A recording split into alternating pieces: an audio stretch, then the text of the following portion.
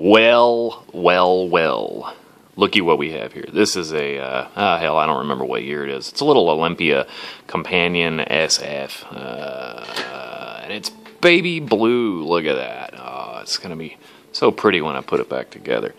I've had this thing for a month or so. And this is one of the machines that I just had the platen sent off and had recovered. I did that to 9 of the machines in my my fleet collection, stable, whatever you want to call it. Mostly the Olympias, a bunch of German machines. They all have the same inner diameter on the platen, and so you can get it all done a little bit cheaper than if you just send them in one at a time. There's another one of the babies that's an Olympia SM3 that I've yet to put back together. But I got to do the same thing to that I did to this today, which, man, I thought I was just going to put the platen back in this thing, but it was a slightly smaller diameter. It was 1/64 of an inch thinner grind on this than it was on the original platen. And so what did that do to the print quality? Well, what print quality? It didn't print at all. Ha! And, you know, my heart kind of sank a little bit. And if you look real close at I don't know if this camera's going to do it in this lighting at least. See all of this up here? Real faint. That's the exact same ribbon as all this down here. So that's the kind of difference in print quality we're talking here.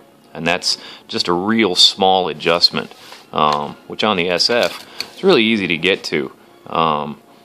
It's got these, it's kind of a cool system actually. And, you know, most typewriters have something like this. It's similar.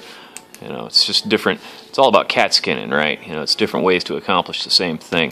You've got 2 little screws down here that your entire carriage is tightened and loosened by. So your carriage rides inside this little piece, and it's all of that little metal bit there.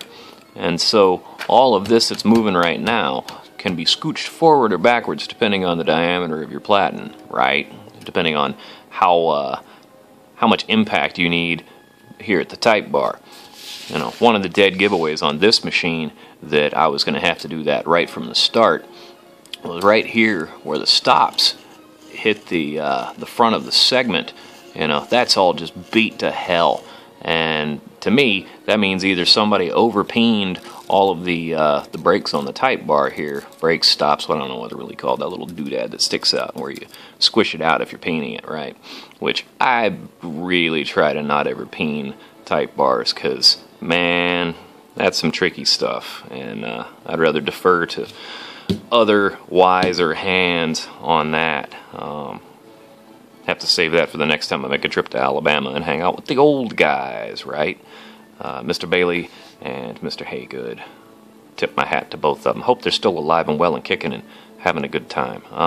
Anyway, so yeah, I had to adjust my carriage set on this. Had to adjust the height of the type, which if you got your 2 little stops, there's for your lowercase, there's for your uppercase. So got all that done. And I got to put the bell back on too. It was driving me crazy. Took it off.